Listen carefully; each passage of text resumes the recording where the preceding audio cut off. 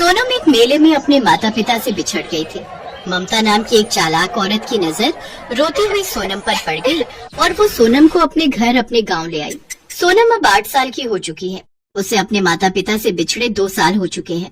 सोनम, ओ सोनम, इधर आ जरा। मौसी, आपने बुलाया? हाँ, ये देख, तू मेरी साड़ी धूप में फैला कर आई थी ना, फिर भी हल्दी के दाग वैसे के वैसे ही लगे हैं। तुझे कितनी बार कहा है ठीक से काम किया कर। लगता है बहुत दिनों से तुझे डंडे की खुराक नहीं मिली, इसलिए ऐसी गलतियाँ कर रही है। मौसी, मौसी मत मारो, मैं फिर से धो दूंगी। बहुत दर्द होता है मौसी। मौसी, बचाओ। अरे ममता, ऐसे किसी अनाथ बच्ची को इतना मत मारो पीटो। पहले ही तुम इसे इसके गांव से यहाँ ले आई हो। राम जाने इसके माता पिता इसको ढूंढ रहे होंगे। उन्हें कहीं पता चल गया तो लेने के देने ना पड़ जाए। तुम चुप रहो, अपना काम करो। जाओ, तुम्हारी चाय बना कर रखी हुई है, ले लो। और तू चल, जा अब घर के बाकी के काम कर, तभी खाने को कुछ दूंगी, वरना भूखे रहना पड़ेगा। ममता इसी तरह सोनम पर अत्याचार करती थी। सोनम अपने माता पिता को याद करके बहुत रोती। माँ, बापू आप कहाँ चले गए? मुझे आपकी बहुत याद आती है। मौसी मुझे बहुत मारती है, मेरे से सारे घर के काम करवाती है। हाँ बापू, आप कहाँ हो? कहाँ हो आप? ओ महारानी, बहुत हो गया रोना धोना। चल खड़ी हो, जा जाकर बाजार से गेहूं पिसवा कर ला। वो रखी है बोरी, जा ले जा। मौसी, ये बोरी तो मेरे से उठाई ही नहीं जाएगी, ये बहुत भारी है मौसी। ज्यादा नाटक मत कर, उठा इसे और लेकर जा, नहीं तो दूं डंडे की खुराक। नहीं नहीं मौसी, मारना मत, मैं जा रही हूँ। सोनम बड़ी मुश्किल से गेहूं की बोरी को अपने सिर पर रखकर बाजार जाने लगती है, पर एक दिन किनारे से गुजरते हुए उसकी गेहूं की बोरी गिर जाती है, जिसमें से सारा गेहूं गिरकर नदी में बह जाता है। अब क्या करूँ? मौसी मुझे बहुत मारेगी। सारा गेहूं नदी में बह गया, मैं घर भी वापस नहीं जा सकती। सोनम रोने लगती है। काफी देर तक वो नदी किनारे एक पत्थर पर बैठी रहती है। तभी उसे एक आवाज आती है। सोनम देखती है एक जाल में बहुत सुंदर सुनहरी मछली फंसी हुई है, जो मनुष्यों की भाषा बोल रही है। बेटी, बेटी मुझे बचा लो, नहीं तो मछुआरा मुझे बाजार में बेच देगा। मुझे बचा लो, मछुआरा आ जाएगा, मुझे जल्दी से जाल से निकाल दो।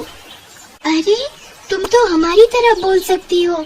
हाँ, मैं एक जादुई मछली हूँ, मैं तुम्हारी भाषा बोल सुन सकती हूँ, पर पानी से बाहर आने के बाद मेरा जादू खत्म हो जाता है। मैं अपना जादू सिर्फ पानी में रहकर ही इस्तेमाल कर सकती हूँ।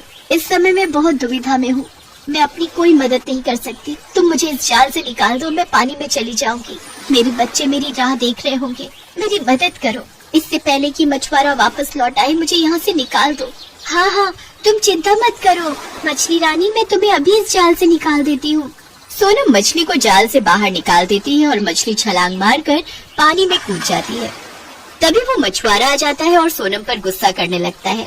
ए लड़की, मैं तुझे अभी बताता हूँ, तूने मेरी पकड़ी हुई मछली को फिर से छोड़ दिया, तेरी खैर नहीं, रुक। मछली पानी में जा चुकी थी, अब वो अपने जादू का उपयोग कर सकती थी।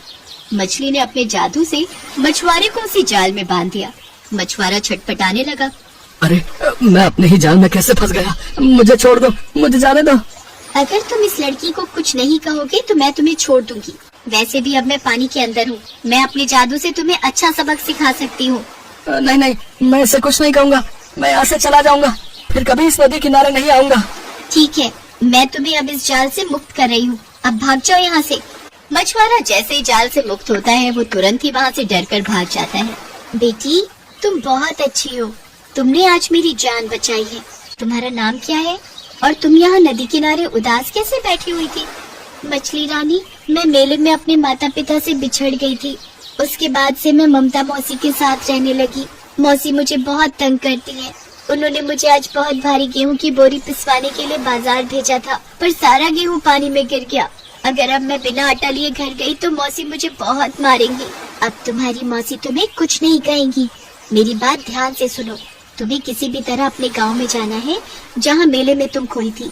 तुम्हारे माता पिता तुम्हारा वही मेले में इंतजार कर रहे हैं, क्योंकि उस गांव में मेला फिर से लगा है और तुम्हारे माता पिता को उम्मीद है कि तुम उन्हें उस मेले में मिल जाओगी जहां से तुम बिछड़ी थी। अब अपनी आंखें बंद करो, मैं तुम्हें आटे की बोरी दे रही हूँ। अब जादू से मैं तुम्हें तुम्हारी मौसी के घर पहुँचा दूंगी। पर मछली रानी, मुझे मौसी मेले में नहीं ले जाएंगी। मैं उन्हें कैसे मनाऊं कि वो मुझे मेले में ले जाए? तुम उन्हें वही बताना जैसा मैं तुम्हें समझा रही हूँ। सोनम मछली के कहे अनुसार घर जाती है और वही बात ममता से कहती है जैसा जादुई मछली ने कहने को कहा था। क्या तू सच कह रही है? उस गांव में जहाँ तेरा घर है उसके आंगन में सोने के सिक्कों का घड़ा दबा हुआ है? हाँ, ये बात तूने मुझे पहले क्यों नहीं बताई? मौसी, वो कल रात मैंने एक सपना देखा था। उस सपने से ही मुझे पता चला तो मैंने आपको बताया। अब हमें जल्दी ही मेरे गांव चलना चाहिए। मौसी, कहीं ऐसा ना हो कि वो खजाना कोई और निकाल ले जाए। हाँ सोनम, तू चिंता मत कर, आज ही तेरे गांव चलते हैं। सुनो जी, जल्दी से सामान बांध लो, हमें सोनम के गांव जाना है। ममता, तुम भी क्या बच्ची की बातों में आ रही हो? ऐसे किसी बच्चे की बात पर विश्वास करना ठीक है क्या? अरे जाकर देखने में क्या हर्ज है, कई बार सपने सच हो जाते हैं। नहीं मिला तो वापस आ जाएंगे, और अगर खजाना मिल गया तो हम तो खूब माला माल हो जाएंगे। अब देर मत करो। ममता और उसका पति सोनम के साथ उसके गांव पहुंचते हैं।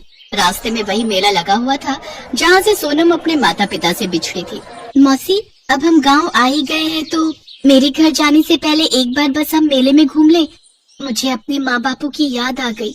मुझे पता है मैं यहीं से अपने माँ बापू से दूर हुई थी।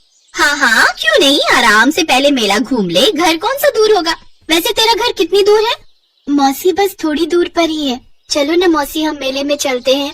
सोनम तो इसी फिराक में थी। वो जल्दी जल्दी मेले के पास पहुंचती है।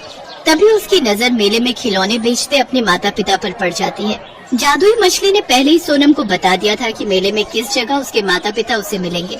सोनम अपने माता पिता को आवाज लगाती है। अपनी बेटी को देखकर उसके माता पिता की खुशी का ठिकाना नहीं था।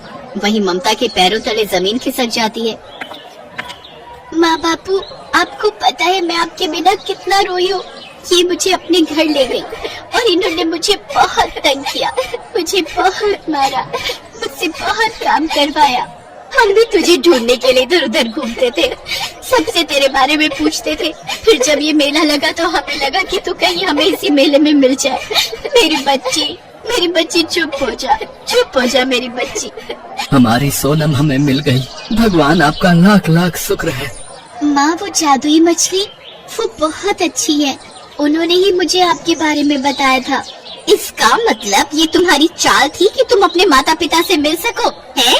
हाँ मौसी, मुझे जादुई मछली ने पहले ही सब कुछ समझा दिया था। आप तो सोने के सिक्कों के लालच में मेरे साथ आई हो, नहीं तो आप मुझे यहाँ कभी भी नहीं लाती। सोनम अपने माता पिता को सारी कहानी बताती है। आपने मेरी बेटी के साथ कितना बुरा व्यवहार किया, पर फिर भी मैं आपको माफ कर रही हूँ, क्योंकि आपने मेरी बेटी को अपने पास रखा। पर कभी भी किसी के भी गरीब अनाथ बच्चों के साथ ऐसा व्यवहार मत करना, नहीं तो भगवान कभी क्षमा नहीं करेंगे। आप ठीक कह रही हो बहन जी। शायद इसीलिए आज शादी के 9 साल बाद भी तुम्हारी खुद की कोई संतान नहीं है। ममता, मैंने तुम्हें कहा था किसी गरीब अनाथ बच्ची को मत परेशान करो। चलो अब वापस चलते हैं, हमें माफ करना सोनम बेटा। ममता अपने पति के साथ वापस अपने गांव लौट जाती है। जादुई मछली के कारण सोनम को उसके माता पिता मिल गए और सोनम की जिंदगी में फिर से खुशियाँ आ गयी।